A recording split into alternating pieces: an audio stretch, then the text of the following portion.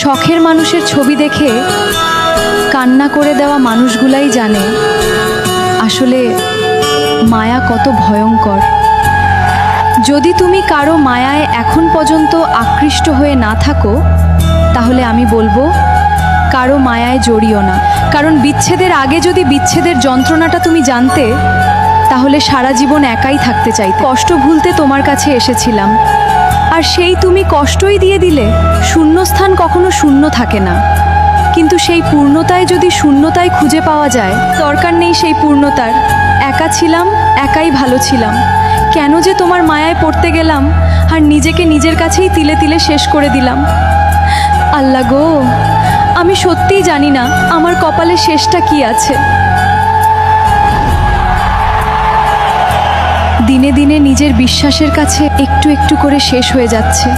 আমার জীবন ঠিক কোনখানে গিয়ে থামবে